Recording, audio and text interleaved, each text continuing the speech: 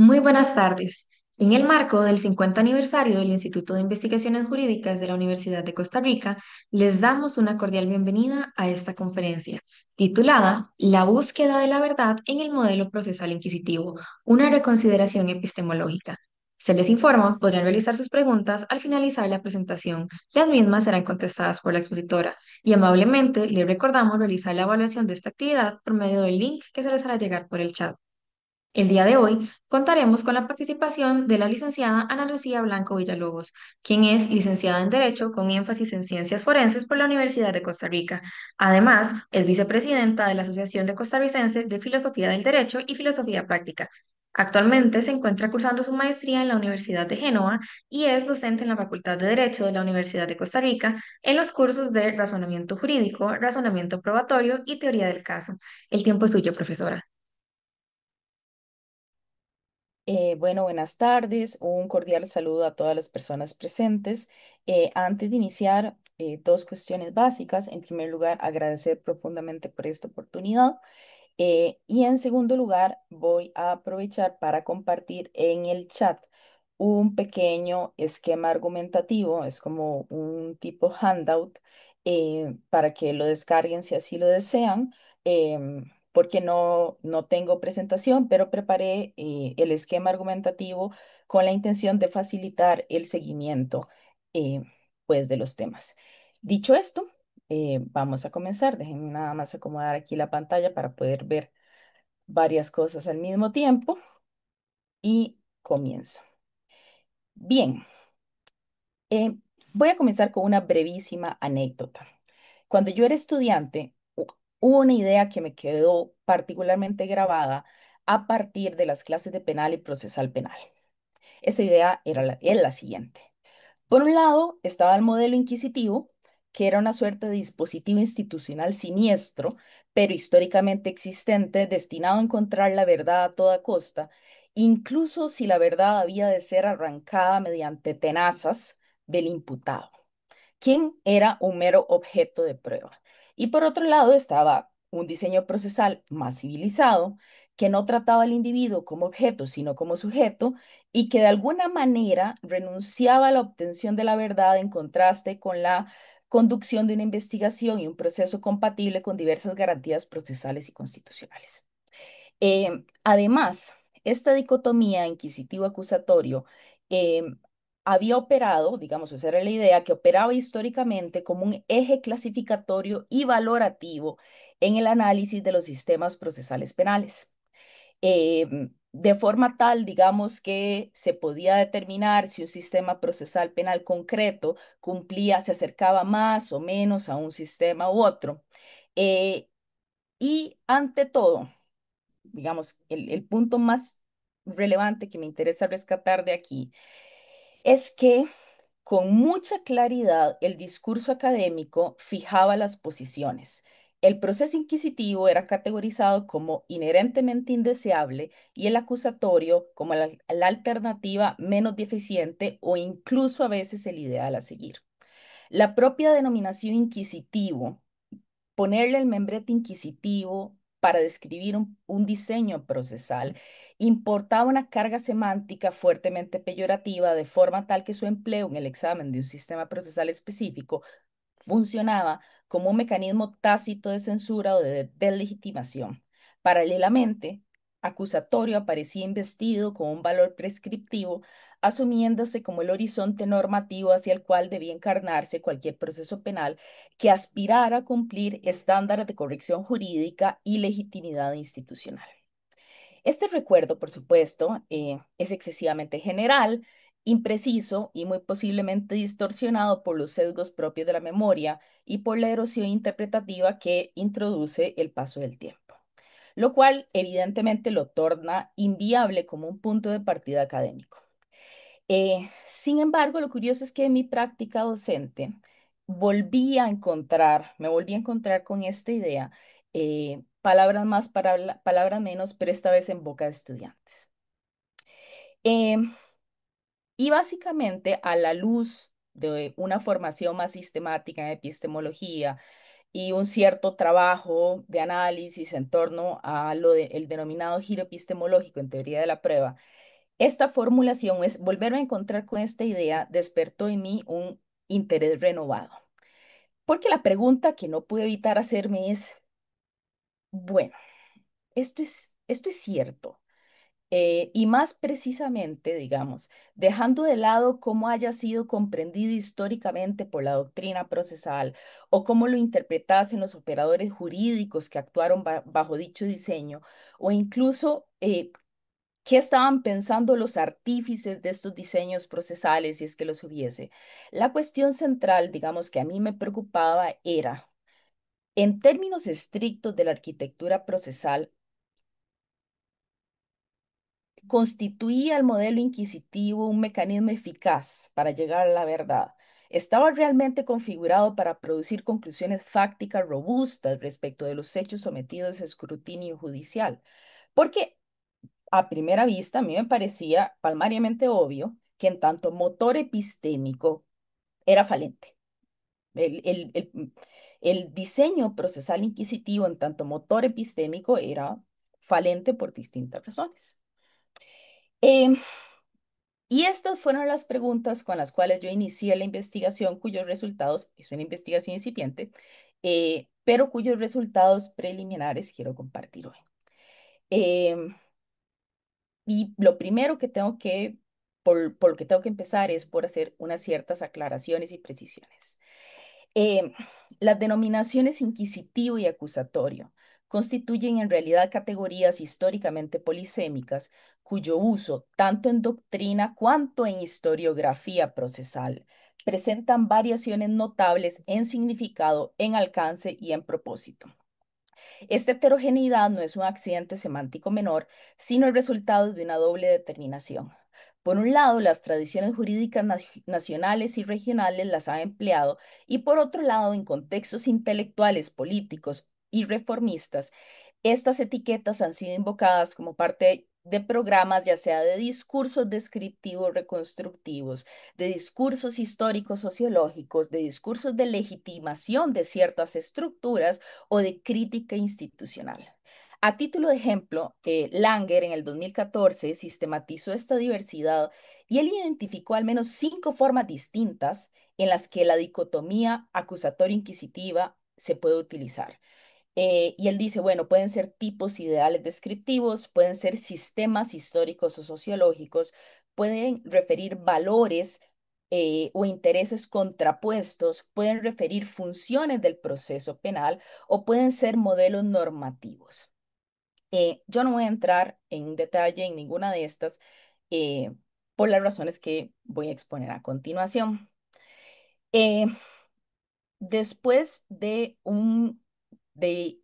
casi irme, digamos, en una especie de agujero de conejo histórico, de revisión de fuentes sobre historia del proceso penal, desde algunas escritas en alemán gótico hasta llegar prácticamente al Concilio de Letrán, eh, me di cuenta de lo siguiente.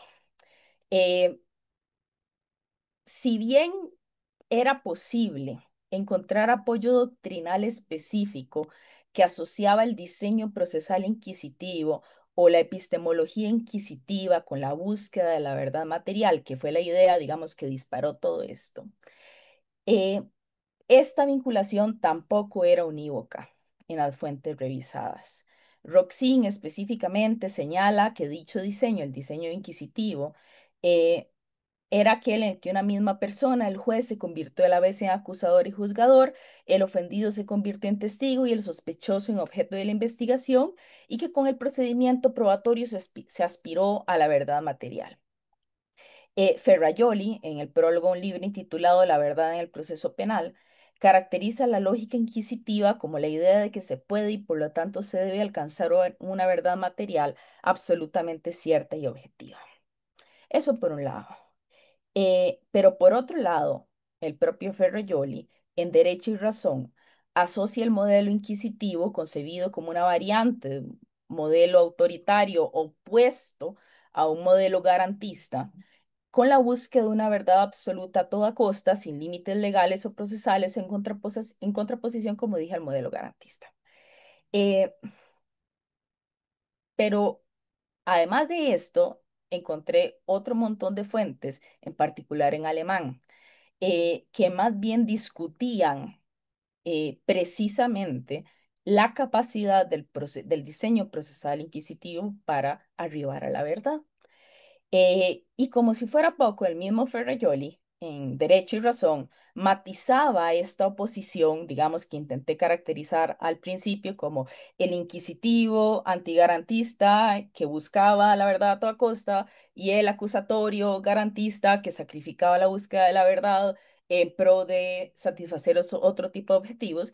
Y Ferrajoli dice, bueno, esta mm, realmente no es una oposición, porque en fondo algunas de las garantías procesales que son características de un modelo acusatorio, en realidad tienen ventajas epistémicas o en realidad colaboran con la averiguación de la verdad, etcétera, etcétera. Entonces, a la luz de estas consideraciones, tuve que reenfocar el objetivo de lo que yo quería hacer con la investigación.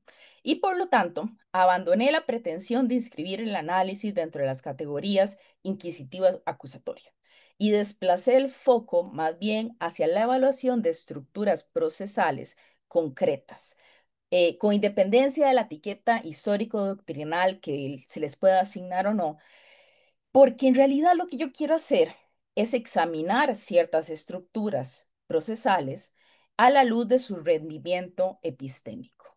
Y entendido el rendimiento epistémico como la capacidad de un set de reglas procesales específicas para maximizar la probabilidad de que las conclusiones fácticas a las que se arriba en el proceso sean verdaderas.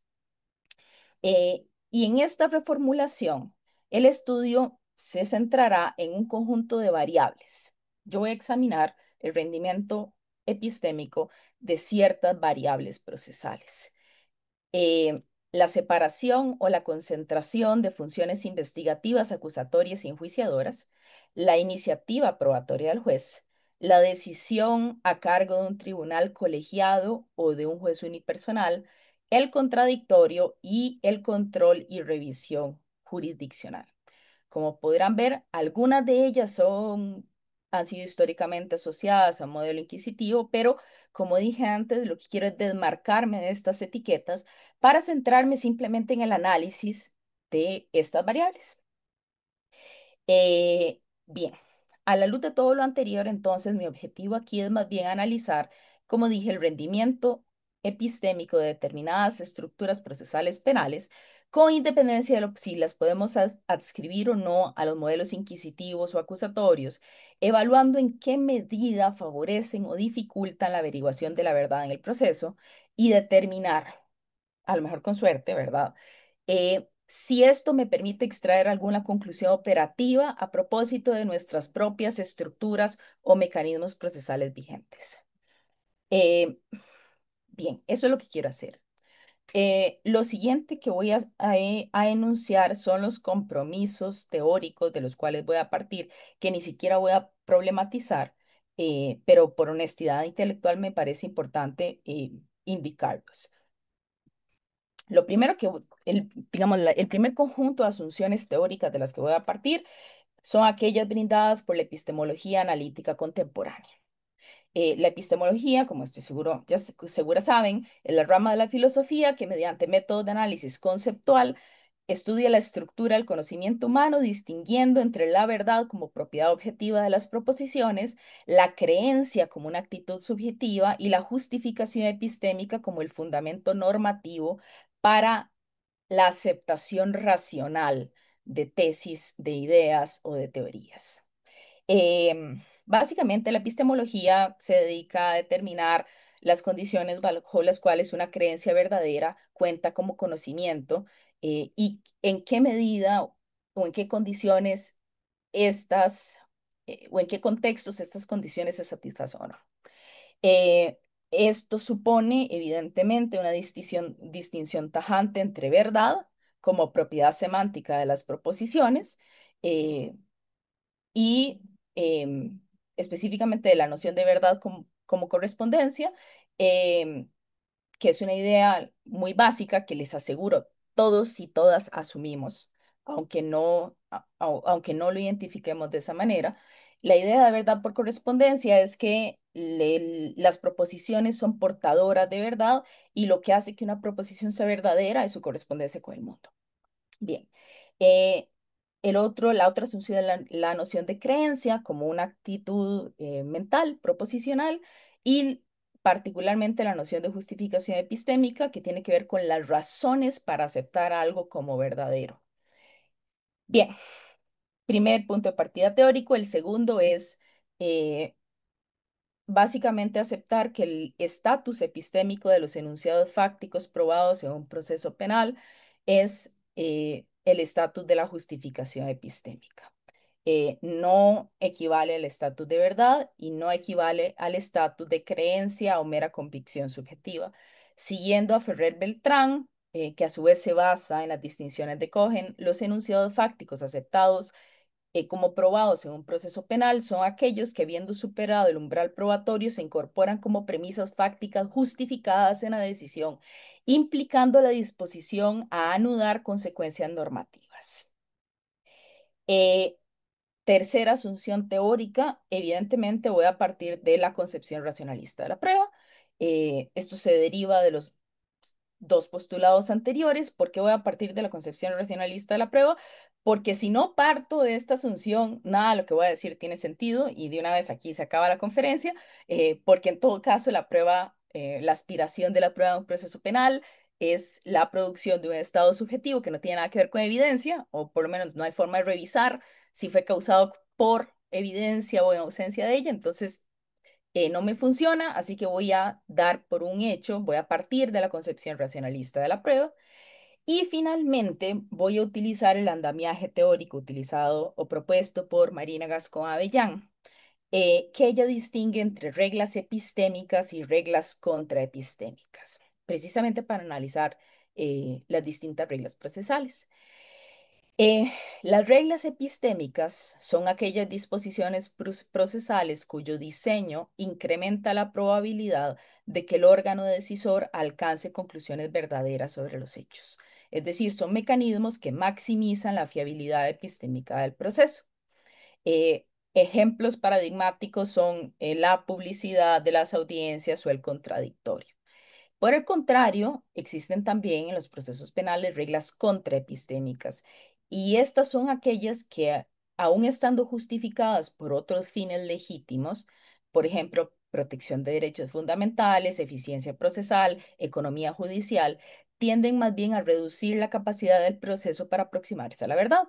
Clásicamente, las reglas de exclusión probatoria por ilicitud de la fuente y los plazos procesales.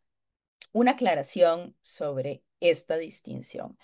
El llamarle a una regla procesal epistémica o contraepistémica no implica ningún tipo de valoración eh, moral o axiológica. Es decir, no es que las reglas epistémicas son buenas y las reglas contraepistémicas son malas.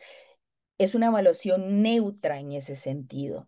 Y tal y como acabo de decir, muchas de las reglas contraepistémicas se justifican en virtud de otros fines con los cuales el proceso penal afortunadamente está comprometido, como por ejemplo la protección de ciertas garantías eh, procesales y fundamentales de la persona imputada. Bien, en suma, este marco entonces me permite desplazar la discusión desde las etiquetas doctrinales hacia la evaluación entonces de estructuras concretas, estructuras procesales concretas, a través de reglas epistémicas y contraepistémicas y cómo éstas inciden en la capacidad del proceso penal para cumplir su función veritativa. Bien, la última advertencia antes de comenzar con el análisis es que esta es la primera aproximación a este tema. Es un análisis preliminar, hay muchísimas cosas con las que a mí me gustaría seguir trabajando, pero esta es literalmente, este es el primer paso, digamos, en este rumbo eh, que presento. Entonces, bueno, eso obviamente limita los alcances de lo que voy a presentar. Bien, ahora sí, al grano a lo que vinimos. Eh, Voy a hablar sobre ciertas estructuras procesales concretas. Eh, la primera de ellas es la concentración de funciones. Típicamente, investigación, acusación y juicio. ¿m? En una sola persona, y además la idea de la iniciativa probatoria del juez. La concentración funcional, ya sea entre investigación y acusación o acumulando en un mismo juez distintos niveles decisorios, cuenta con una extensa gama de argumentos jurídicos en contra. Y esto no es ninguna novedad para nadie, ¿no? ¿Por qué? Porque la gran mayoría están orientados a preservar la imparcialidad. La prohibición, por ejemplo, de que un mismo operador judicial intervenga en fases sucesivas del proceso sobre el mismo objeto, se recoge en el 55 del procesal penal, por ejemplo, y en el artículo 42 de la Constitución Política, que exige la abstención del juez cuando haya dictado previamente resolución en una misma causa, digamos. Bien, si bien estos fundamentos responden a la garantía de imparcialidad, la cual me parece que intuitivamente está muy bien, a mí me interesa más bien evaluar la fertilidad epistémica de estas estructuras y reglas. ¿En qué medida, de qué manera afectan la calidad de las decisiones fácticas a las cuales se puede llegar en un proceso penal? Em, Obviamente hay una expectativa generalizada de que los jueces razonen imparcialmente y además que razonen bien. Em,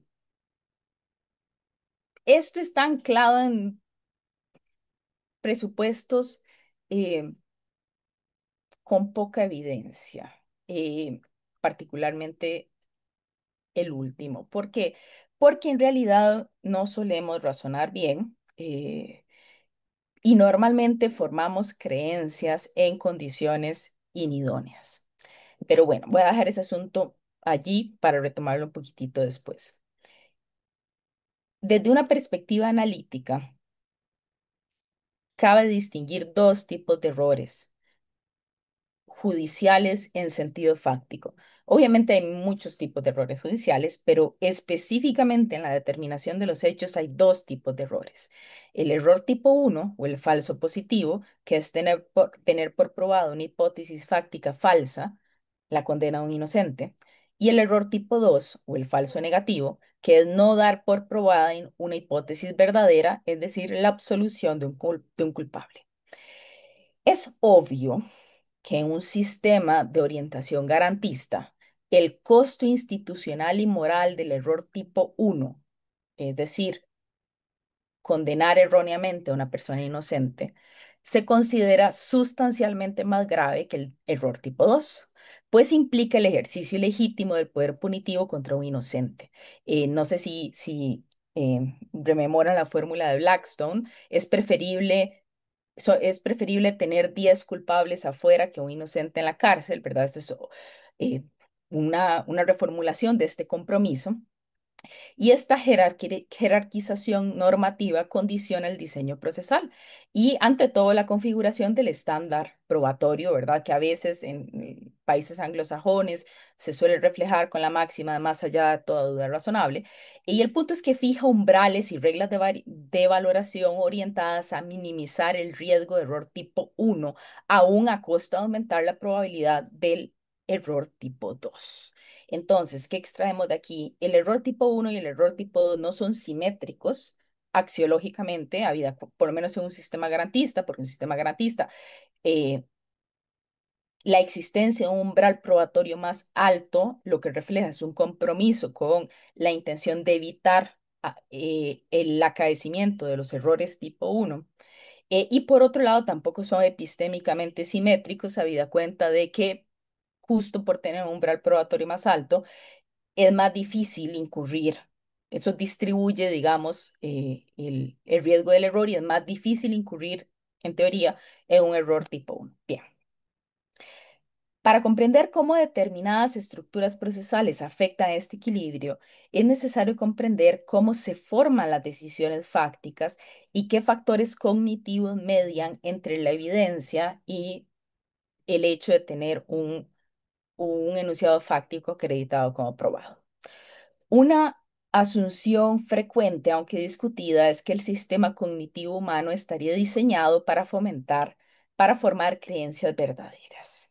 Sin embargo, tanto la psicología cognitiva como la epistemología muestran que nuestros procesos de formación de creencias están afectados por sesgos y heurísticas que pueden degradar la fiabilidad de las conclusiones. Siguiendo Stanford de 2017, distinguimos entonces entre sesgos sociales y sesgos cognitivos. Los sesgos sociales son distorsiones derivadas de percepciones y estereotipos asociados a la pertenencia grupal. Kang 2021 muestra que jueces y jurados responden, por ejemplo, más rápido al asociar afroamericano con atributos negativos que con positivos, reflejando un sesgo implícito de base. Estos sesgos tienen consecuencias visibles y uno de ellos es la disparidad en tasas de encarcelamiento. Los afroamericanos son encarcelados 4 veces más que los blancos, esto en Wagner 2012, y mayor probabilidad de condena por jurados cuando la raza del acusado se declara explícitamente, salvo que se les advierta y se active el pensamiento deliberativo. Es decir, en términos de Kahneman, este sería el sistema tipo 2. Bueno. Aunque los jueces por formación y experiencia puedan mitigar ciertos sesgos conocidos, no neutralizan con igual eficacia los sesgos menos notorios, perpetuando desigualdades estructurales y erosionando la confianza en la imparcialidad judicial. Esos son los sesgos sociales, que en realidad no voy a volver a hablar de ellos porque me interesa un poco menos. Me interesan mucho más los sesgos cognitivos. Los sesgos cognitivos son patrones sistemáticos de razonamiento que producen errores previsibles, a menudo por el uso de heurísticas. Las heurísticas son estrategias o atajos mentales para simplificar decisiones complejas. Todo el mundo utiliza heurísticas eh, porque precisamente son mecanismos mentales que funcionan como atajos y tienen la consecuencia de facilitar la toma de decisiones difíciles, especialmente bajo contextos de presión temporal o de carga cognitiva. Dentro de los sesgos cognitivos más relevantes se encuentra el sesgo de confirmación y el sesgo de anclaje. El sesgo de confirmación describe la tendencia a buscar, interpretar y valorar la evidencia de forma congruente con una hipótesis inicial, sea de culpabilidad o de inocencia, digamos. Pero el punto es, si ya yo tengo una hipótesis inicial en la línea que sea, el sesgo de confirmación, que es un sesgo del que todos padecemos en mayor o menor medida, lo que va a hacer es que yo me incline a buscar o a ponerle atención a la evidencia que compruebe o que coincida con aquella hipótesis que ya yo de todas formas tengo. Se trata de una tendencia sistemática a buscar, interpretar, favorecer y recordar información de manera congruente con creencias o hipótesis previamente formadas, ignorando o minimizando la evidencia que las contradice. Es un sesgo cognitivo que opera a nivel inconsciente y constituye un error recurrente en el razonamiento inductivo. Además, encima, se intensifica cuando las creencias implican una elevada carga emocional o están profundamente arraigadas. La investigación empírica, desde los experimentos pioneros de los años 60 hasta estudios más recientes, confirma que las personas tendemos a examinar hipótesis de forma parcial, centrándonos en evidencias consistentes con lo que ya creemos. Eh, este sesgo evidentemente no es producto de mala fe, pero sus efectos son particularmente perniciosos en contextos de incertidumbre probatoria, donde puede condicionar tanto la dirección de la investigación como la interpretación final de la prueba, incrementando el error de riesgo judicial. ¿Qué nos dice la evidencia sobre esto? Experimentos controlados como Racine 2010 muestran que quienes creían culpable al acusado elegían mayoritariamente pruebas incriminatorias y que la carga cognitiva aumentaba esta preferencia. Si encima eh, a estas personas eran expuestas a pruebas inadmisibles, el metaanálisis de Stevey et al. 2006, que incluye 175 experimentos, halló que la sola mención de la prueba, aunque fuese inadmisible, incrementaba la tasa de condena en cerca de un 10%. Incluso cuando había, este es un estudio sobre jurados, incluso cuando había instrucciones judiciales de ignorarla. ¿Esto qué quiere decir? Que el solo hecho de que se mencionara la existencia de una prueba incriminatoria y que luego el juez dijese, bueno, no, no tome en cuenta esa prueba, ya implicaba, ¿m? Agravaba, digamos, la preferencia y el sesgo de confirmación. La única mitigación para evitar que eso sucediera era impedir la presentación desde el inicio de la prueba, evitando que se integrara en la narrativa mental del caso desde un inicio. En términos epistémicos, el sesgo de confirmación es claramente contraepistémico, pero en abstracto es neutral respecto de la dirección del error. Es decir, el sesgo de confirmación es contraepistémico, pero es neutral respecto del tipo de error que genera. Es decir, si ya yo tengo una hipótesis confirmatoria, va posiblemente a incrementar el tipo de error uno, pero si yo lo que tengo es una hipótesis de inocencia, posiblemente va a hacerme incurrir en el error tipo 2, así tal cual. Lo que sucede es que cuando investigación y acusación se concentran en el mismo órgano, este sesgo se decanta desproporcionalmente hacia el error tipo 2, consecuentemente maximizando la probabilidad de la condena de inocentes. Por ello, aun y cuando la prohibición formal de concentración funcional sea ampliamente aceptada, amparada a su vez en la creencia muy justificada y de larga data que el involucramiento judicial en la investigación de los puntos centrales de la controversia deteriora la integridad, resulta igualmente pertinente identificar estructuras procesales que sin implicar una concentración explícita de funciones generan efectos epistémicos análogos y comprometen la fiabilidad de las decisiones. ¿Qué es lo que yo estoy haciendo acá? Yo concedo, digamos, yo no. Realmente a mí me gustaría pensar que nadie en su sano juicio va a defender genuinamente que acusación e investigación se concentren en una misma persona. Y eso está más que comprobado, la evidencia respalda eso y aún incluso antes del desarrollo de la psicología cognitiva, eh, era una intuición generalmente aceptada de que la concentración de estas dos funciones afectaba la integridad. Eso no lo discuto y ya no voy a discutir, o sea, ya no voy a ampliar sobre este punto.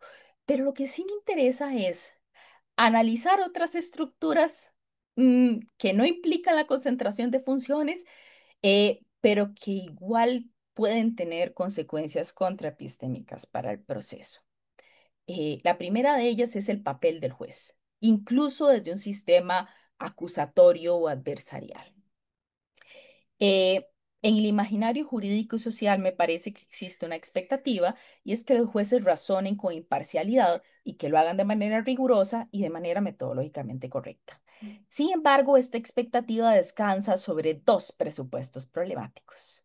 El primero fue el que mencioné antes, que es de alcance general, que es que los seres humanos, incluidos los jueces, tendemos a razonar mejor de lo que creemos. Como advierte Kahneman, nuestras creencias y juicios suelen formarse en condiciones poco idóneas y constantemente recurrimos a atajos mentales que sacrifican exactitud por eficiencia. Y el segundo supuesto problemático es que la función judicial, por su especialización y el marco institucional, estaría relativamente a salvo de estas limitaciones. La evidencia empírica muestra exactamente lo contrario. Incluso en entornos institucionales que demandan alta racionalidad, como la valoración judicial de la prueba, operan mecanismos automáticos de pensamiento rápido, heurísticas, que si bien reducen la carga cognitiva, o sea, mm, vuelven el proceso más sencillo de manejar cognitivamente, generan sesgos sistemáticos. En contextos de incertidumbre, como típicamente lo es el contexto probatorio de la mayoría de los procesos penales, eh, donde la información es ambigua, voluminosa, a menudo contradictoria y no se tienen todos los elementos deseables, estos atajos pueden inclinar el razonamiento hacia cierto tipo de errores. Como señala Rees, la aplicación inadecuada de heurísticas conduce a sesgos cognitivos que impiden a las personas tomar las decisiones más racionales posibles. Uno de los ejemplos paradigmáticos es la heurística de la disponibilidad. Es decir, la estimación subjetiva de la probabilidad de un hecho no solo depende de su frecuencia real, sino de la facilidad con la que acude a la memoria. ¿Qué quiere decir esto? Que hay una tendencia a tener por probado algún elemento, no en virtud de evidencia a propósito de su frecuencia estadística, sino en virtud de cuán fácilmente me acuerdo yo de otras instancias en las que eso haya sucedido con anterioridad. ¿Qué tiene? ¿Cuál es la consecuencia práctica de esto? Testimonios vívidos, narrativas emotivas o ejemplos concretos suelen tener un impacto muchísimo mayor que datos estadísticos o evidencia científica abstracta. Incluso cuando a todas luces estos últimos son más fiables.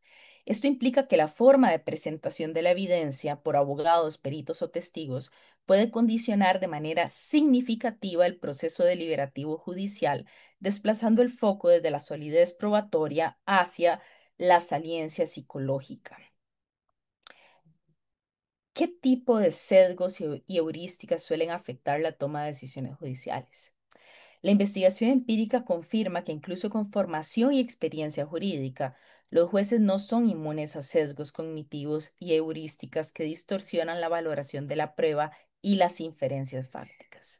Estas distorsiones pueden operar en todas las fases del proceso penal, desde las audiencias preliminares hasta las sentencias, y desde luego que comprometen la fiabilidad epistémica del fallo. Dada la hora y el avance eh, de la ponencia, voy a saltarme un par. Eh, el primero de ellos es el sesgo de confirmación y la visión de túnel. Diversos estudios muestran que los jueces pueden confirmar selectivamente hipótesis previas de culpabilidad sin valorar adecuadamente la prueba exculpatoria. Y este fenómeno se observa particularmente en audiencias de prisión preventiva o cautelares, donde la información inicial puede anclar la probabilidad subjetiva de culpabilidad. Eh, el segundo sesgo, este me encanta, es el sesgo egocéntrico. Este sesgo se manifiesta cuando los jueces sobreestiman su capacidad decisoria en comparación con la de sus pares. En el estudio de Gauthier, Brachlinsky y Virch, 155 jueces debían estimar la tasa de revocación de sus decisiones en apelación y ubicarse en cuartiles. Es decir, el estudio lo que les pedía es, bueno, ¿cuánto, si usted tuviera, señor juez, que expresar su nivel, qué porcentaje de sentencias le revocan, ¿verdad? ¿Qué porcentaje diría? Y el 87, casi el 90% de los jueces se ubicaron en los dos cuartiles más bajos, es decir, reflejando la menor tasa de revocación, lo cual es absolutamente imposible para todos al mismo, digamos, para todos simultáneamente. Eh, y esta indisposición, este exceso de confianza puede inhibir la disposición a reconocer errores o limitaciones, lo cual además reduce la apertura a revisar decisiones potencialmente erróneas. Em, Hay otro sesgo que se llama el sesgo de anclaje, que se produce cuando los valores iniciales, aunque sean relevantes o no, sirven de referencia para decisiones posteriores. Por ejemplo, las demandas de pena, en ciertas demandas de pena, el fiscal anclaba la sentencia final en casos simulados de violación con una petición de 34 meses, la media de la condena fue de 28 meses. Pero cuando pedía 2 meses, bajaba a 18 meses, manteniendo constante la gravedad del delito. Es decir, eh, para una misma gravedad del delito, cuando el fiscal pedía más pena, se le solía otorgar más pena, y cuando el fiscal pedía menor pena, se le solía conseguir menor pena, manteniendo constante la gravedad del delito. En otro estudio, un simple comentario de un periodista durante un receso cree que la pena va a ser superior a a un tercio de año, modificó la sentencia impuesta, evidenciando que anclas irrelevantes también distorsionan el juicio. Eh, Hasta ahí voy a dejar los sesgos para ver si puedo cerrar con por lo menos este acápite. Bien, el otro punto relacionado con esta cuestión de las funciones es el rol de la Fiscalía y el Ministerio Público. Desde un punto de vista institucional, la función de la Fiscalía combina una alta discrecionalidad con un mandato de objetividad que en nuestro caso está dado por el 180 del CPP. Eh, Bien, sin embargo, la literatura y la evidencia empírica muestran que esta exigencia es difícil de sostener en la práctica. Y ya voy a referirme a este experimento porque realmente es muy interesante y cerraría allí la situación. Eh, la situación particular de los fiscales es que operan en un entorno de roles múltiples y a veces contradictorios. Son directores de la investigación, son garantes de la legalidad y al mismo tiempo son la parte acusadora frente al imputado. Y esta combinación demanda una flexibilidad cognitiva que a veces se ve tensionada por factores estructurales.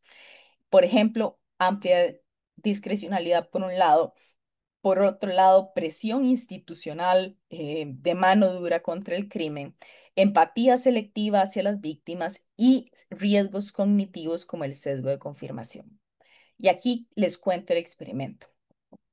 Este es un estudio experimental con 40 fiscales suecos. De hecho, el estudio se llama De abogado del diablo a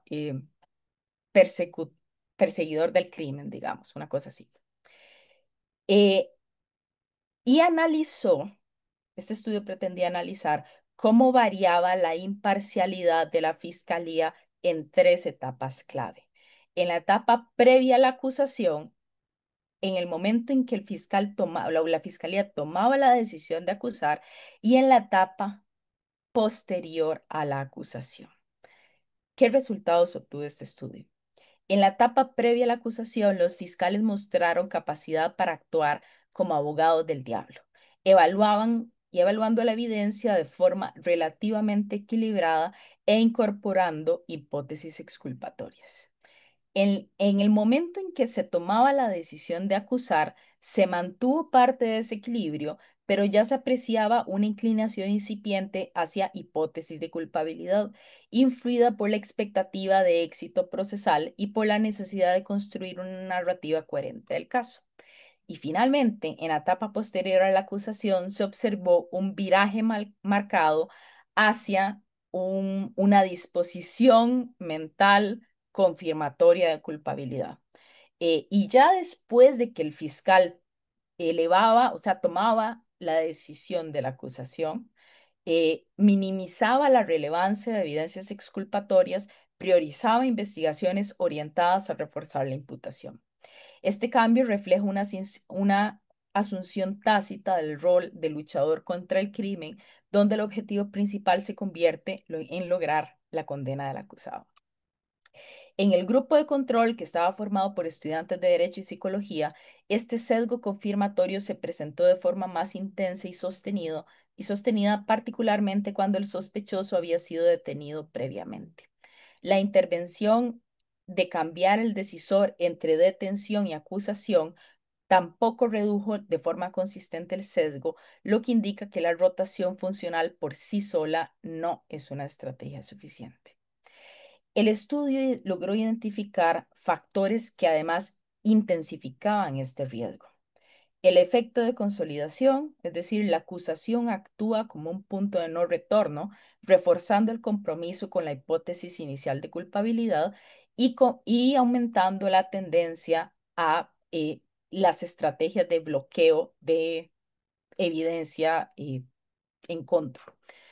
Los modelos de patrón narrativo, es decir, la calificación temprana del hecho, la calificación jurídica temprana del hecho, orienta selectivamente la atención hacia indicios que encajan en ese marco, incluso en detrimento de la evidencia que lo contradice, y la presión social e institucional, es decir, los incentivos internos y las expectativas públicas que premian la eficacia medida en condenas más que en exactitud probatoria. ¿Qué implicaciones tiene esto? La neutralidad fiscal, es decir, la posibilidad de que el Ministerio Público, digamos, se alinee con este deber de objetividad, es más robusta antes de la acusación, pero disminuye drásticamente después, afectando consecuentemente la imparcialidad en la valoración de la prueba y en la estrategia investigativa. Las técnicas deben focalizarse en la etapa posterior a la acusación, es decir, las técnicas, digamos, para contrarrestar esto, deberían focalizarse más bien en la etapa posterior a la acusación, cuando el sesgo confirmatorio es más fuerte y más dañino para la exactitud epistémica del proceso.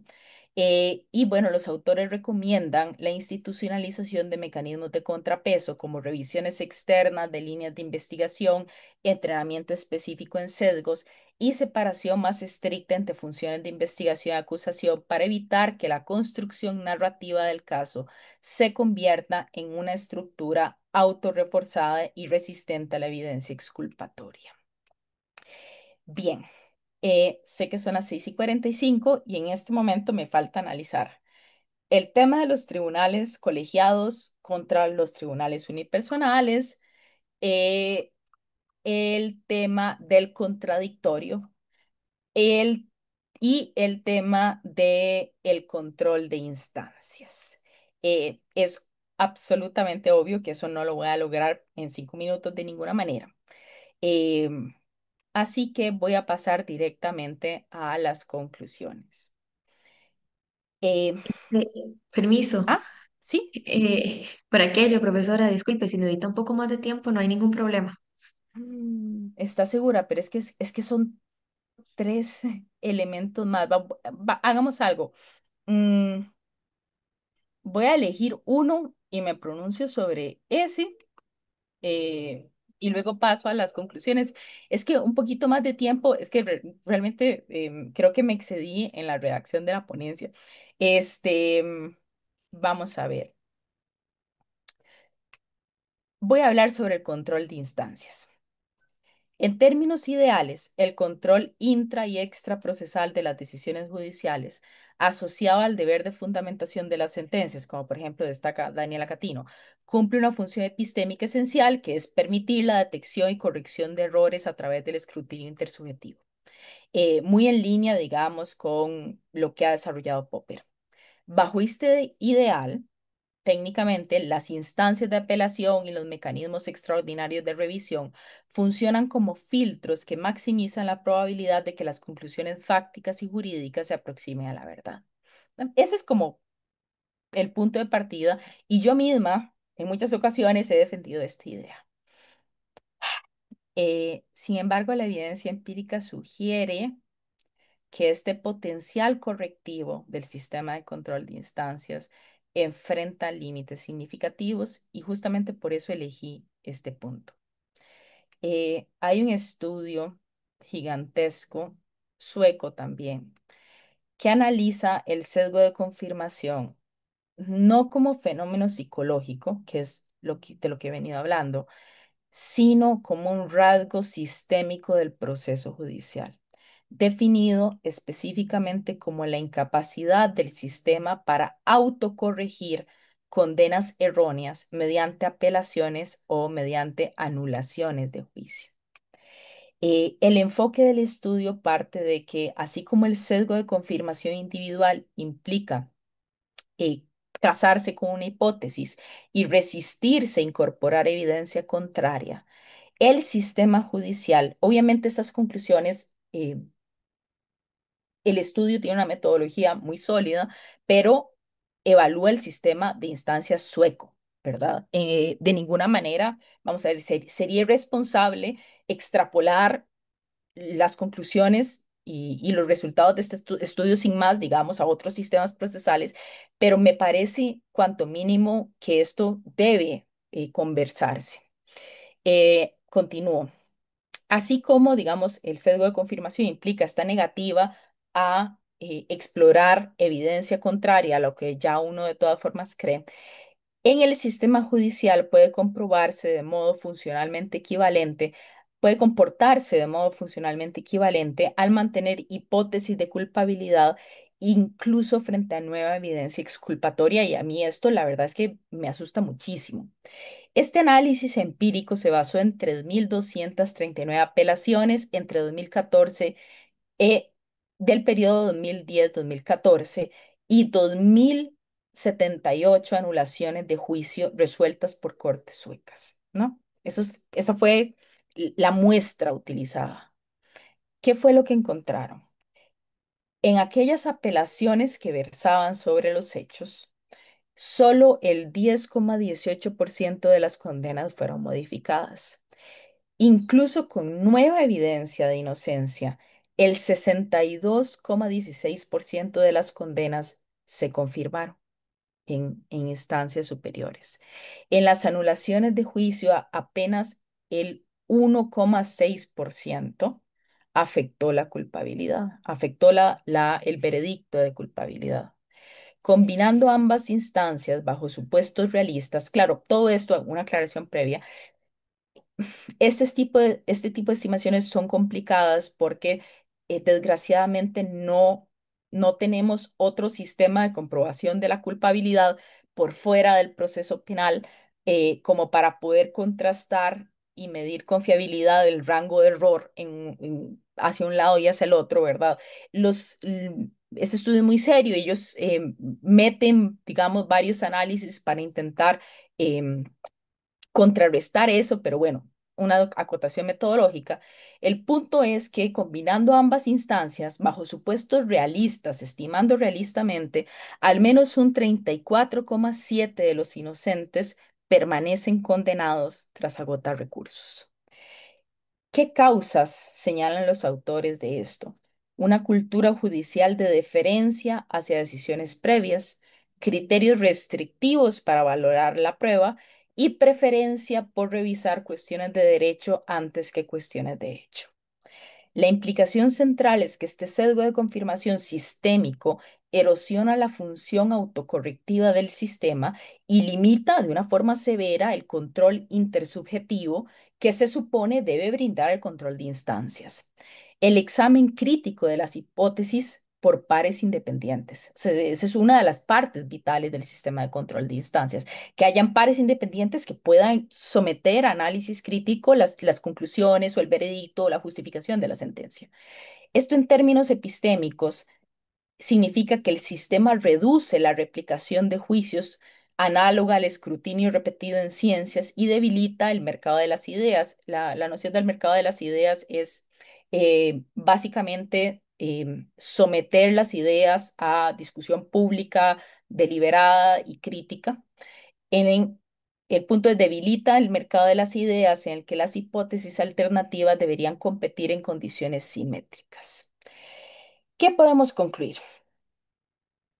Estas son las conclusiones de toda la exposición y lamentablemente yo me brinqué dos secciones.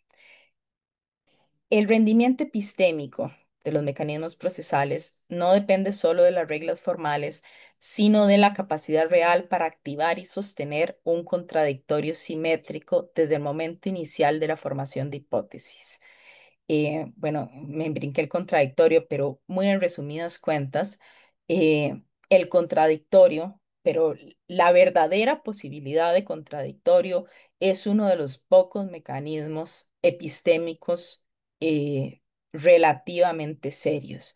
Y digo relativamente serios y digo el verdadero contradictorio porque sé que hay condiciones en las que al juez le llega primero, por situaciones de urgencias o lo que sea, pero el juez entra en contacto primero con una narrativa, normalmente con la narrativa acusatoria, y ya todo eso, aunque exista contradictorio, la posibilidad real del contradictorio viene diferida y entonces el juez no tiene acceso a dos narrativas contrapuestas simultáneamente, sino que entra primero en contacto con una y ya eso incrementa la posibilidad de sesgo de confirmación. Los sesgos, segundo punto, los sesgos cognitivos y estructurales no se neutralizan automáticamente con el paso por distintas instancias. Por el contrario, el sistema de control de instancias podría reforzar si no existen contrapesos diseñados al efecto y la formación profesional y actualización continua. Debe integrar explícitamente contenidos sobre sesgos, sobre heurísticas y sobre salvaguardas epistémicas de una manera similar a digamos, a cómo se entrenan los estudiantes en destrezas jurídicas eh, em, o en sistemas interpretativos y demás herramientas para la manipulación en sentido no peyorativo de normas. Cierro con tres recomendaciones. En mi humilde opinión, debería considerarse lo siguiente. Incorporar, incorporación sistemática de epistemología y psicología cognitiva en la formación de los estudiantes. Entrenamiento en generación y evaluación de hipótesis alternativas y una cultura institucional orientada al control del error, un poco en la línea de fomentar que la evaluación del rendimiento de fiscales, jueces y defensores se vincule también a la calidad de la fundamentación y a la apertura a corregir errores, no solo a tasas de condena o confirmación, y menos aún a cantidad de expedientes resueltos. Muchas gracias por su atención y con eso doy por terminada la ponencia. Muchísimas gracias. Agradecemos a la profesora Ana Lucía Blanco Villalobos por compartir sus conocimientos con nosotros el día de hoy. A continuación tendremos la sección de preguntas para la profesora. Si alguien gusta realizar una pregunta, puede levantar la mano y enseguida le daremos la palabra.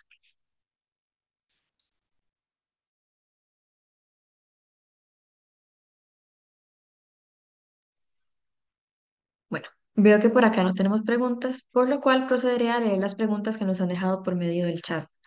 Inicialmente, bueno, tenemos una pregunta. Entonces, si gusta, le daremos la palabra a Jeffrey Gonzaga.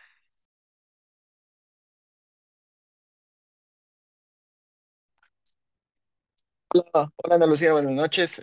Muchas gracias por la exposición. Tengo muchísimas preguntas, pero voy a concentrarme en una y hacer una segunda una observación. Eh, en relación con la pregunta es sobre el tema de los sesgos en el control de instancia. Yo tengo una duda en relación con los correctivos que usaste de alguna manera como un salvavidas para justificar los datos que se utilizaban, pero no me queda claro cómo se hace para establecer que hay un 35% de personas inocentes condenadas ante los cuales eh, el control de instancia no fue efectivo y por ahí me pareció que dijiste, a pesar de que se introdujo en algunos casos eh, nueva prueba. Eso, digamos, me parece trascendental para poder determinar también dónde está el problema. ¿Por qué? Porque en un sistema, por ejemplo, en el que en el control de instancia tuviéramos una cantidad muy elevada de reclamos admitidos y declarados con lugar, implicaría que en primera instancia se están tomando una cantidad muy elevada de decisiones malas también. Entonces, habría que ver claramente dónde está el origen del problema para ver efectivamente si se ataca en instancia o en segunda instancia. Y entonces, por eso me quedaba la duda acerca de dónde se tomaba ese dato del 35%. Y la segunda, la otra es una pequeñísima observación. Cuando se habló de los rasgos de anclaje y cómo ante solicitud de una cierta pena, cuando la solicitud variaba, la imposición de la pena era distinta a pesar de que se trataba de casos de una gravedad análoga. Ahí nada más tengo una pequeña observación que habría que determinar, por ejemplo, cuál es el sistema o la teoría de la individualización de la pena que se está aplicando en ese sistema jurídico por lo siguiente. Existen posiciones doctrinales que admiten la incidencia de la resocialización en la individualización judicial de la sanción.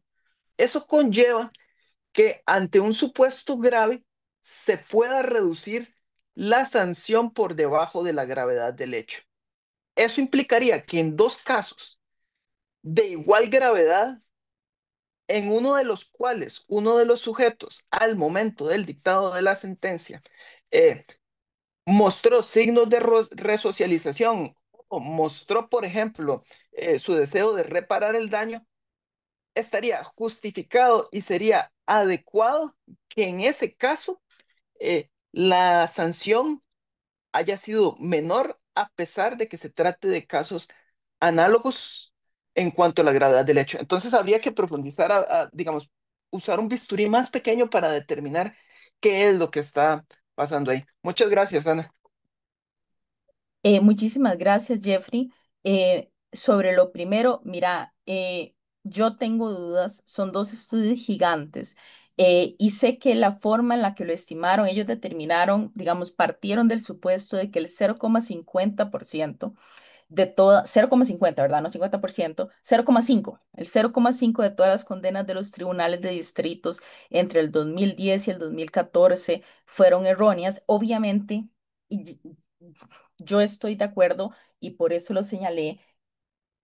Esto es un problema generalizado, porque a pesar de que a veces Estados Unidos tiene estudios en ese sentido, es posible hacer algún tipo de cálculos a partir de, por ejemplo, el Registro Nacional de Exoneraciones. Lo cierto del caso, y esto me parece que es Ferrer Beltrán el que lo repite con mucha frecuencia, eh, a diferencia de cuestiones como el COVID, donde tenemos la prueba presuntiva y la prueba confirmatoria y podemos evaluar la fiabilidad de la prueba presuntiva a la luz de la prueba confirmatoria, es obvio que en el caso del proceso, digamos, del proceso penal o la determinación real de la culpabilidad o de la inocencia de una persona, no podemos hacer esto. Esta gente asume o estima en ausencia de un registro oficial de inocentes condenados en 0,5% de todas las condenas de los tribunales entre los 2010 y 2014 como erróneas. Luego vieron cuántas se corregían en apelación, vieron cuántas se corregían en nuevos juicios y a partir de eso hicieron el cálculo, lo que les llevó a concluir este 34,64% de inocencia. Luego hicieron variaciones en el modelo, cambiaron, por supuesto, cambiaron un poco los supuestos, si el error real fuera un 1%, si el error real fuera un 2%, en estimaciones, digamos, en distintas estimaciones. eh, y aún así lograron encontrar que, salvo en escenarios muy optimistas, el sistema igual no lograba corregir la mayoría de las condenas erróneas. Pero yo estoy de acuerdo con vos. Digamos, esto me parece un punto delicado. No estoy muy segura de estar convencida de cómo rayos estimaron ese porcentaje inicial de condenas erróneas y de cómo, salvo, como dije, digamos, las estrategias que se han empleado en Estados Unidos, que igual son limitadas a partir de datos oficiales como el registro de exoneraciones, ¿cómo rayos podría estimarse eso, Jeffrey? Eh, Te digo lo que dice el estudio. Sí, yo sé que es insatisfactorio para mí también, ¿ves? Bien, ahora Eh, le daremos. Ah, eh, muchas gracias, profesora. Ahora le Dele, daremos la adelante. palabra a Xiomara Gutiérrez.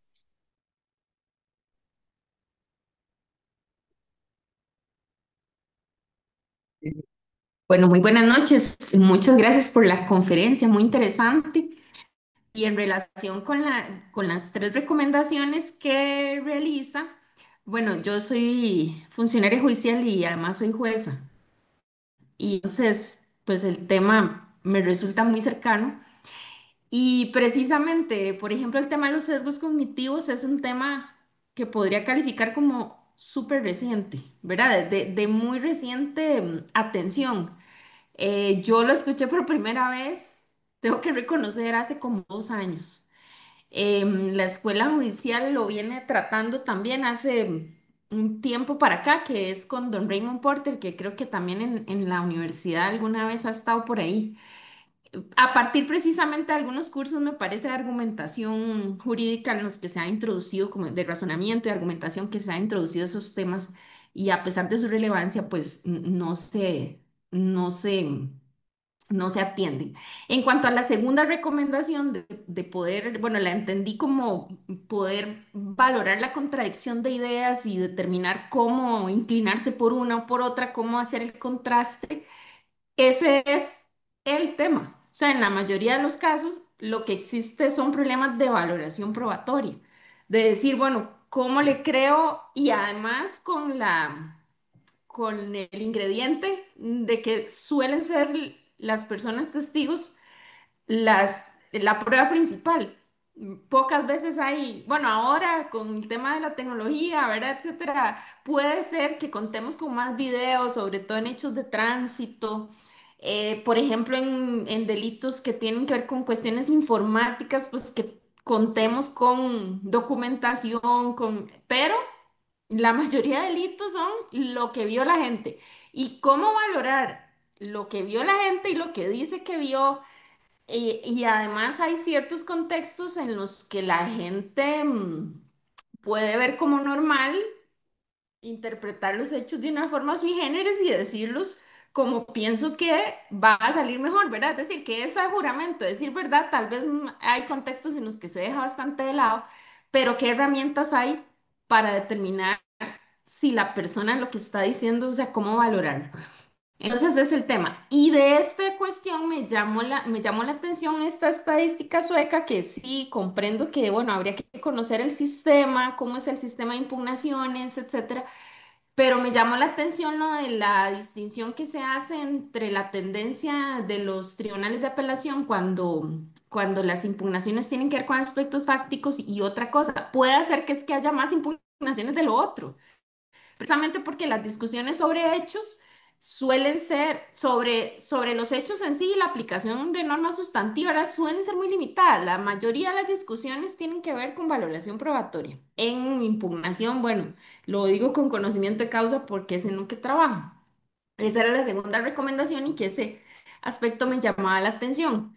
Y la tercera, ya se me fue, la tercera recomendación que también sí, claro. Sí, por eso me hizo los números, es decir, la evaluación actual de cómo se desempeñan las personas juzgadoras es por números. ¿Cuántos asuntos sacan? ¿Cuántos asuntos no sacan?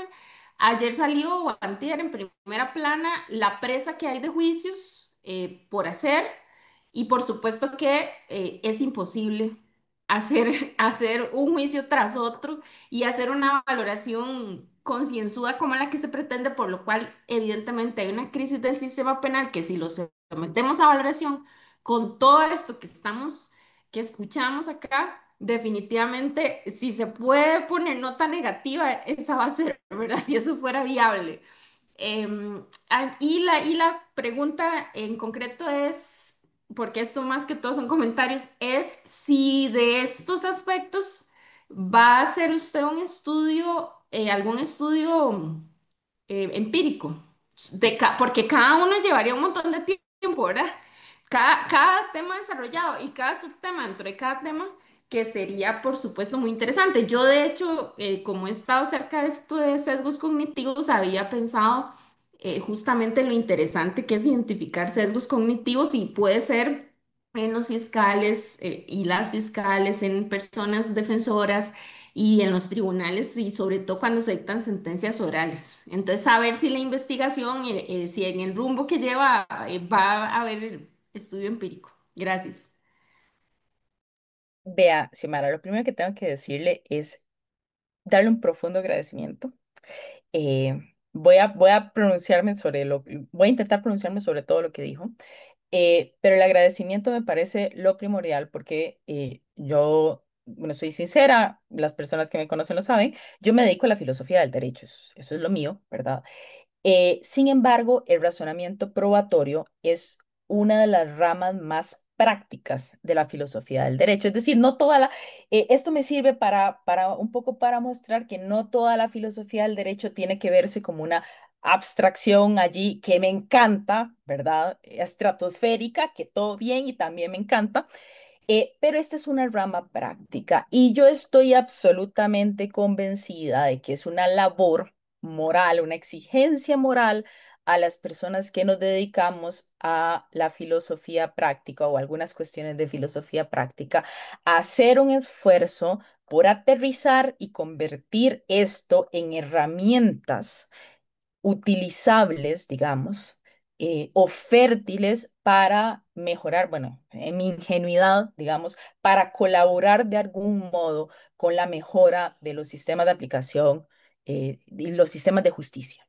Y yo estoy comprometida con eso. Así que contar con, o sea, darme cuenta de que por lo menos una persona jueza asistió a esto y le puso atención y demás, es para mí me da mucha felicidad, ¿verdad? Y me siento muy halagada. Bien, sobre lo primero que dijo, hay herramientas, sí, sí las hay. Eh, en lo que a mí me consta y en lo que yo, digamos, en lo que yo manejo, hay herramientas concretas, digamos, y desarrollo teórico respecto a la valoración de la prueba testimonial. Hay bastante sobre esto.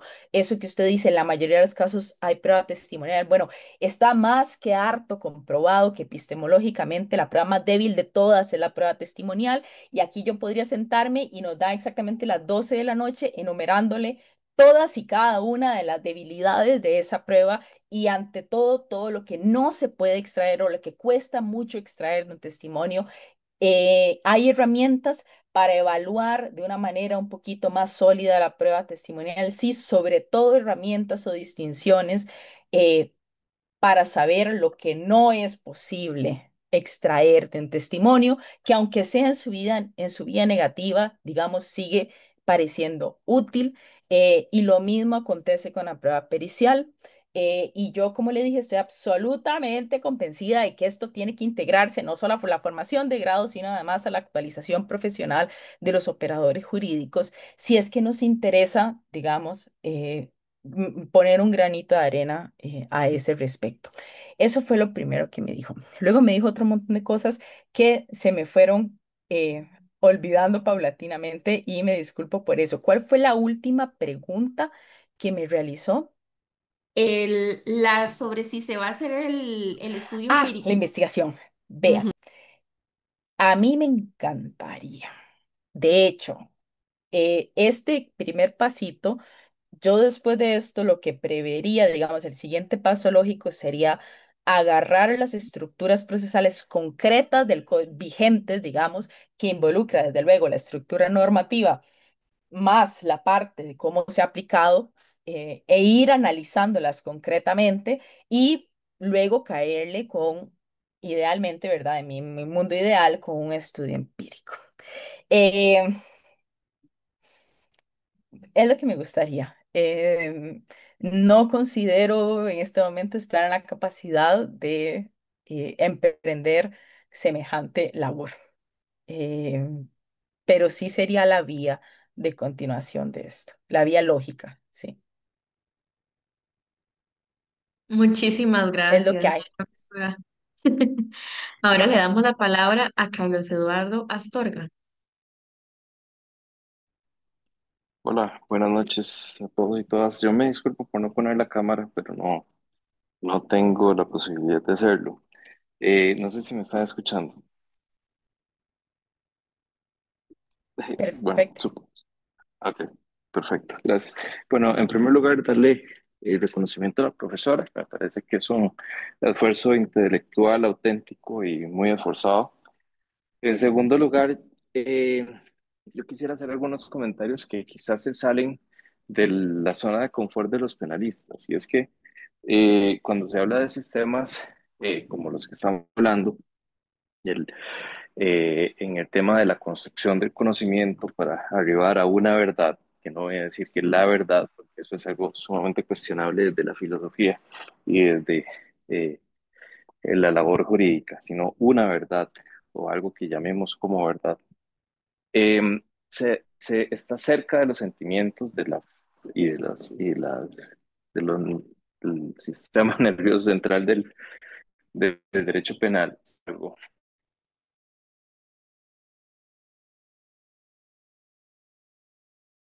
es transversal al Estado, ¿verdad? En el sentido de que tanta manifestación del poder, del poder punitivo es la labor que hace un juez penal, como la labor que puede hacer, como por ejemplo, el Tribunal Contencioso Administrativo, ahora en la aplicación de la legitimación de capitales, ¿verdad? En donde no existe por ejemplo, un juez de garantías, ¿verdad?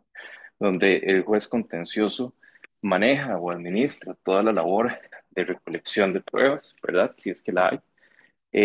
Y lo único que hace es otorgar plazos para que la parte se defienda como bien pueda, ¿verdad?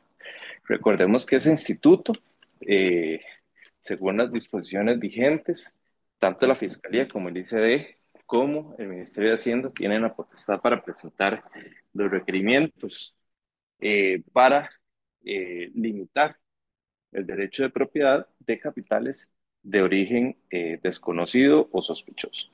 Entonces, entiendo yo la preocupación, ¿verdad? De tutelar o de conservar las ventajas y las virtudes de un sistema o de otro. Sin embargo, me parece que no es, eh, no es una victoria definitiva, porque dentro de el sistema jurídico costarricense existen resquicios o ámbitos muy grandes en donde el acusatorio no cumple su rol. De modo de que estas valoraciones que la profesora Blanco ha hecho, sí me parece que tienen un enorme contenido de posibilidades de ley ferenda. En el tanto, si nos salimos del ámbito estrictamente penal, pueden ser ampliamente utilizadas en otras jurisdicciones donde, repito, existe una enorme impronta de la potestad de imperio de punir en cuanto a derechos o afectación a derechos fundamentales de todos y cada uno de nosotros. Eso es lo primero. Lo segundo que quisiera llamar la atención es una estadística que leí hace un tiempo en un libro de neurociencias educativas, que no recuerdo cómo se llama, pero justamente sobre los sesgos, en un estudio que se hizo en la Universidad de Barcelona, se les hacía la pregunta a educadores que si ellos tenían sesgos cognitivos, y la respuesta unánime era que no tenía sesgos cognitivos. Nadie tiene sesgos, o sea, o nadie admite tenerlos, ¿verdad? ¿Por qué? Porque en caso de admitirse, de inmediato puede venir una calificación usualmente peyorativa de que esa persona o es racista, o es clasista, o es xenófobo, o qué sé yo, cualquier calificación.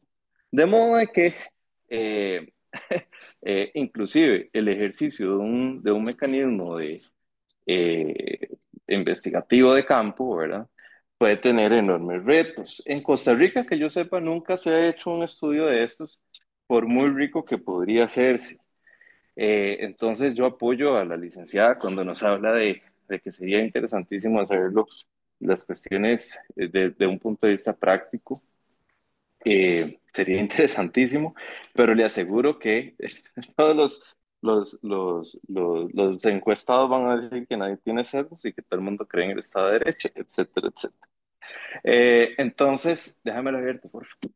Ese otro punto. Eran meros comentarios al margen. Y por último, yo tenía una pregunta, solo con el ánimo de causar incomodidad a la profesora Blanco. Y es fuera de el ámbito meramente de su exposición. Pero vea, a mí hay una cosa que me preocupa, y estoy seguro que a todos aquí nos preocupa. es el crecimiento en los comportamientos de las autoridades públicas hacia tendencias autoritarias, ¿verdad? Y si bien lo vemos en miembros del Poder Ejecutivo, ¿verdad? Esas cosas poco a poco van transmitiéndose eh, como por ósmosis o esporas en el viento hacia miembros de otros poderes, entendiendo esto como los miembros del Poder Judicial. Entonces, a raíz de su valoración, de sus estudios, de su análisis, Sudo, profesora, ¿cuáles considera usted que pueden ser las áreas más vulnerables en la creación de, en el proceso epistemológico de creación de una verdad, en un contexto en donde el autoritarismo viene siendo cada vez más presente? Muchas gracias. Ok, muchas gracias, profesor Carlos. Sobre los primeros comentarios, en particular el segundo, digamos, de los sesgos, evidentemente, evidentemente nadie va a admitir que los tiene. Varias cosas sobre eso. Eh, los sesgos cognitivos, los sociales son otra cosa, pero los sesgos cognitivos no son necesariamente malos. Digamos, lo que se reconoce que son es ante todo mecanismos adaptativos, como, sí, mecanismos adaptativos. Por ejemplo, uno de los sesgos cognitivos que compartimos con muchas otras criaturas es el sesgo a encontrar, a sobredimensionar los patrones. Entonces, por ejemplo, ¿y por qué son adaptativos? Porque lo que reducen es la posibilidad de errores potencialmente mortales. Entonces, típicamente que un monito ve que otro monito se come una fruta y se muere, y luego el mismo monito ve que otro mono y se come esa misma fruta y también se muere, y ve que uno tercero se come la fruta y se muere, ¿verdad? Si ese mono fracasa en identificar ahí un patrón y va y se come la fruta, el coste de ese error pues es alto, ¿verdad? Entonces, muchos de los sesgos cognitivos son de naturaleza adaptativa, ¿verdad? El problema es que, bueno, en un contexto judicial o en ciertos contextos de toma de decisiones, de repente ahí es donde tienden o sea, pueden causar problemas. Eso por un lado. Por otro lado, también traen otro problema, y es que el advertirle a una persona que tiene un sesgo en una determinada, digamos, en una determinada dirección, también ha evidenciado un efecto de sobrecompensación del sesgo. Esto específicamente se ha medido en caso de juezas, ¿verdad? Juezas feministas. Entonces lo que hacen, y esto se, digamos, está medido, no tengo aquí el estudio, pero se lo podría facilitar, sobrecompensan, entonces tienden a tratar de forma más benévola a los hombres porque no quieren ser percibidas como que su sesgo o su feminismo es un sesgo en las decisiones, ¿verdad? Entonces, eh, es realmente muy complicado y medir los sesgos también, pero sí, de buenas a primera lo que le diría es que una investigación tendiente a identificar empíricamente la presencia de sesgos, de ninguna manera podría iniciar con las preguntas: ¿tiene usted un sesgo, verdad? Jamás, por razones metodológicas. Esa acotación. Lo segundo, respecto a tu pregunta, no te entiendo. No te entiendo porque la verdad no, la verdad no se crea, digamos, bajo la teoría de la verdad que yo asumo, que es la idea de verdad como correspondencia. La verdad es y se determina, digamos, se constituye. Lo que hace que una proposición sea verdadera es su correspondencia con el mundo. Pero creo que es una sutileza conceptual que en realidad no apunta hacia el eje de tu pregunta, que es exactamente lo que no entiendo. Eh, ¿A qué te referís con el área más vulnerable? Sí, no entendí, pero porfa reformularla para poder responder, please. No, no voy a cometer semejante sacrilegio con el público porque ya es muy tarde. Pero eso con mucho gusto podríamos hacerlo después. Gracias.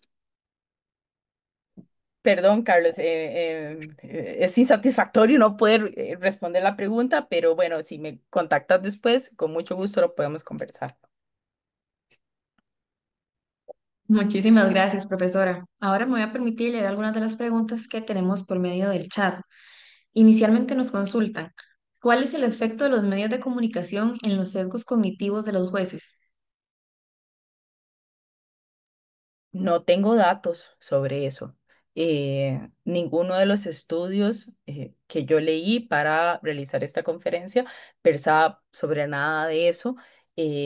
Intuitivamente asumiría que algún efecto podría haber, pero no voy a cometer la imprudencia de batear. Así que lo que tengo que responder es no dispongo de evidencia al respecto. Lamento una respuesta tan insatisfactoria. Muchísimas gracias, profesora, comprendemos. Del mismo modo nos consultan, dice Isabel Guevara. Como criminóloga, me interesa saber cómo los sesgos cognitivos mencionados, confirmación y de anclaje, pueden influir en la interpretación de hechos delictivos. ¿Cree usted que el modelo inquisitivo tiene herramientas suficientes para contrarrestarlos o sería necesario repensar su estructura epistemológica? Gracias por la ponencia. Muchas gracias, Isabel, por la pregunta. Me parece que hay un pequeño problemita conceptual que no importa porque yo lo voy a tomar en cuenta a la hora de responder. Sería más bien el modelo acusatorio, eh, digamos, el que si dispone o no de herramientas suficientes para contrarrestarlos. Y le voy a ser muy sincera, Isabel, Isa. Cuando yo inicié la redacción de esta ponencia, yo la inicié desde una perspectiva optimista, ¿m? En la que en realidad eh, el proceso o el diseño procesal penal moderno, eh, con su naturaleza, por lo menos el costarricense, mixta o como sea, con independencia de las características, eh, era un motor epistémico más o menos decente, ¿no? Y una cierta confianza optimista en los mecanismos del proceso penal y esta confianza a su vez se amparaba ante todo en en el reconocimiento de que un proceso penal, que es más que todo desiderativo, un proceso penal que fracase sistemáticamente en discernir entre culpables e inocentes es un fracaso absoluto de institución, ¿verdad? Y esa era la óptica, ¿no? Como que pese a todo, la cosa más o menos funciona. Eh, y tengo que confesar que mi postura ha variado un poquito después, digamos, de haber leído la evidencia que vine a presentar. Es una investigación incompleta, hay mucho, mucho, mucho más por decir, hay mucho, mucho más por investigar.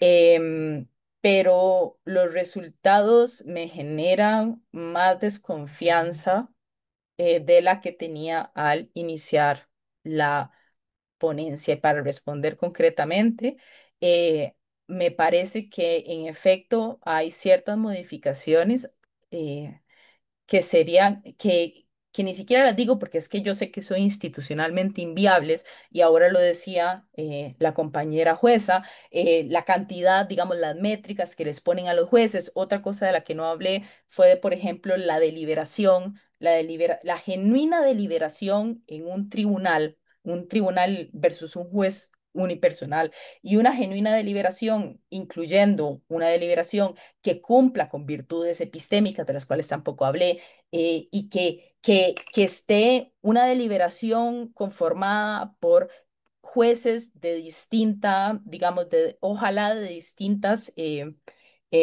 clases sociales, ojalá de distinto género y ojalá de distinta etnia, digamos, entre otras cosas. Y una deliberación quiere decir que se pongan, o sea, que discutan el asunto y no que un juez redacte, ¿verdad? Y los otros dos medio opinen que eso no es una deliberación, pero que es lo que generalmente pasa. Sí habrían formas, digamos, sí habrían formas de mejorar un poquitito la situación, pero yo las veo un poco institucionalmente inviables por distintas razones presupuestarias y organización y demás. Sí. Muchísimas gracias, profesora. Ahora, hay dos preguntas más en el chat que son de parte de Calet Castro. Este nos dice, el estándar de prueba de más allá de toda duda razonable implica una duda razonable en sentido epistemológico o una duda razonable en términos de creencia o convencimiento del juez. Tengo la duda ya que me parece que si es en términos de creencia, se vuelve un estándar fácil de superar por la forma en que funcionan las creencias, pero si fuese un estándar de duda razonable, en sentido epistemológico, se vuelve un estándar realmente difícil de superar, tanto por las limitaciones epistemológicas del proceso como por la falta de formación en epistemología de los operadores judiciales. Por tanto, y esta es la segunda pregunta, ¿cuál sería la mejor forma de comprender este estándar de prueba? O según los resultados de la investigación, resulta necesario o pertinente crear un estándar de prueba distinto para mejorar la fiabilidad del sistema penal y evitar tantos errores tipo uno como tipo 2. Muy bien, Khaled. Muy buenas preguntas. La primera pregunta, habría varias formas de responderla. La sociológica, que es qué rayos es, digamos, lo que la mayoría de los operadores jurídicos piensa cuando aplica ese estándar, pero obviamente no dispongo ni de la prueba y esa respuesta me parece menos interesante. Y la otra es la conceptual. Y evidentemente ese estándar de prueba se puede entender de las dos maneras y las conclusiones a las que usted arriba, en virtud de si se entiende como apuntando a un estado mental subjetivo, que sería facilísimo de superar, porque eso lo hemos visto hasta el cansancio, porque formamos, tenemos la capacidad de formar creencias aún en contra de toda evidencia disponible y por lo tanto, de ninguna manera apoyaría que ese estándar sea entendido en sentido apuntando a un estado mental subjetivo, eh, ¿verdad? Y la otra sería entendiéndolo, digamos, como un requisito epistémico, que evidentemente, acompañado con tendría que ser reformulado, ¿no? O tendría que ser especificado a propósito de qué es exactamente o cuándo cuándo hay evidencia suficiente para razonablemente fundamentar una duda, digamos, y yo sacaría la palabra duda, yo sacaría la palabra convicción y de hecho lo reformularía en términos de eh, hipótesis, que creo que lo vimos en clases. Por ejemplo, que se haya probado de forma suficiente la hipótesis acusatoria y se haya desvirtuado la hipótesis exculpatoria sostenida por la defensa. Digamos, esa es una posible reformulación. Si recuerda, Ferrer Beltrán propone una plétora de formulaciones distintas que pueden ser reconstrucciones operativas de este tipo de estándar, pero sí apoyo, sea mediante creación legislativa o más probablemente mediante creación judicial, la especificación en alguna medida de este tipo de estándar que está redactado en términos muy subjetivos a términos un poquito más contrastables con esta misma, digamos, para procurar esto mismo que usted señala en su comentario. Muchísimas gracias. Profesora, ¿algo que desea agregar a modo de conclusión? El profundo agradecimiento a las personas que atendieron, a las personas que pusieron atención y a las personas que preguntaron y desde luego al instituto por permitirme y organizar este espacio. Sin más, agradecemos a la profesora Ana Lucía Blanco Villalobos y del mismo modo a todos quienes nos ven por medio de nuestras redes sociales. Amablemente le solicitamos realizar la evaluación de la actividad, la cual se juntará por medio del chat. Le recordamos que el día lunes 18 de agosto a las 5 p.m. en el mini auditorio de la Facultad de Derecho tendremos la conferencia titulada Presos sin condena en Latinoamérica del doctor Javier Llobet Rodríguez. Sin más, les deseamos muy buenas noches.